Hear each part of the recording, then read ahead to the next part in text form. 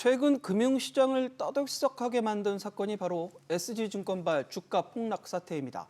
하한가 종목이 무더기로 쏟아지면서 증시를 뒤흔들고 있는데요. 가장 주목을 받고 있는 인물 중 한 명이 바로 김익래 다움키움 그룹 회장입니다.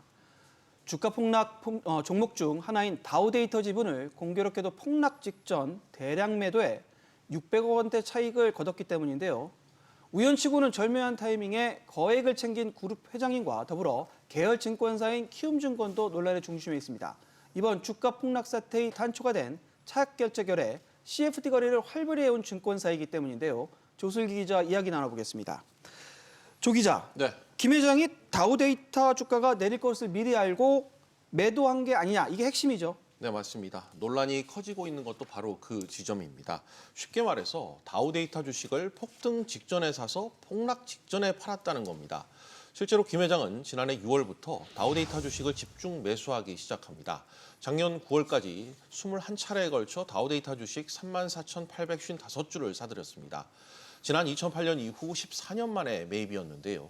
그런데 매입을 중단하고 한 달 정도가 지나자 만원대 주가가 치솟기 시작하더니 지난 5월에는 5만 3천 원대로 4배 가까이 폭등합니다.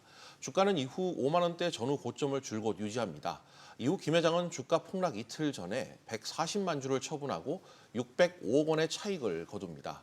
따라서 김 회장이 주가 조작에 연루됐거나 주가 조작을 사전에 인지하고도 묵인했을 가능성이 크다고 보는 것입니다. 보면 김 회장 측은 여전히 이 같은 의혹을 부인하고 있죠. 네, 맞습니다. 주가 조작 연루는 사실 무근이다, 이런 입장을 고수하고 있습니다. 매도 시점이 폭락 직전이었던 건 공교로운 일이며 우연일 뿐이라고 밝혔습니다. 자회사 키움증권 황현순 사장은 자신의 직까지 걸고 강력 부인에 나섰는데요. 최근 이 주가 폭락 사태와 관련해 마련된 이 증권사 CEO 간담회 자리에서 밝혔던 황현순 사장의 발언 직접 들어보시죠. 그리고 여러분이 생각하시는 뭐 그런 드라마에 나오는 회장님을 지켜주는 사장, 그럴 일이 없습니다. 이건 아무런 일이 없어요. 저도 어렵게 이제 사장이 됐는데 제 직을 걸 수 있습니다. 저 한동훈 장관님 좋아하는데 저도 직을 걸 수 있습니다. 직을 걸겠다. 그런데 이 주가 조작의 핵심 의혹을 받고 있는 한 투자자문사 대표도 김 회장을 콕 집어서 배우라고 이렇게 지적했죠. 네, 라더견 H투자자문업체 대표입니다. 언론 인터뷰 등을 통해서 주가 조작 세력과 이 김 회장과의 연관 의혹을 제기했고 폭락 책임을 김 회장에게 돌렸습니다. 그러면서 김 회장이 지난달 20일 다우데이터 주식 605억 원어치를 내답한 것은 상속세를 줄이고 이 주가를 하락시켜 공매도 수익을 내기 위해서였다, 이렇게 말했는데요. 한마디로 이 김 회장이 상속세 이득을 보려고 지분을 팔아치우면서 주가 급락을 초래했다는 게 그의 주장입니다. 김 회장을 향한 라 대표의 발언도 역시 들어보시죠. 지금 수익을 보는 데가 세 군데가 있어요. 첫 번째는 제일 위에서 600억 파는 사람, 두 번째는 공매도 친 사람, 세 번째는 상속을 해야 되는 사람. 근데 이 세 명이 다 한 집이라는 거죠. 네, 이에 대해 김 회장 측은 이 허위 사실로 명예를 훼손당했다며 라 대표를 고소했습니다. 나아가 라 대표가 주장한 공매도 의혹에 대해 거래 명세서를 제시하며 허위 사실이라고 밝히는 등 터무니없는 주장이라고 거듭 반박했습니다. 그런데 조 기자, 상황은 키움증권에 상당히 불리한데 시선들이 되게 키움증권에 대해서 제가 곱지 않은 그런 시선이 지금 모아지고 있다고요. 네, 그렇습니다. 이번 주가 폭락 사태에 분노한 이 투자자들의 화살이 말씀하신 것처럼 키움증권으로도 지금 향하고 있는 그런 상황입니다. 해당 이 종목에 대한 투자로 손실을 입은 개인 투자자들이 배신감을 느끼는 걸로 보이고 있는데요. 폭락 당시 매물을 쏟아낸 진원지가 키움증권이란 주장이 나왔습니다. 급기야 일부 주식 투자자들 사이에서는 이 계좌를 갈아타자며 키움증권 불매운동까지 벌이고 있습니다. 17년 연속 이 국내 리테일 증권이 시장 점유율 1위에 이름을 올릴 정도로 개인 투자자들의 저력으로 성장해온 만큼 이번 그 역풍도 상당히 매서운 모습입니다.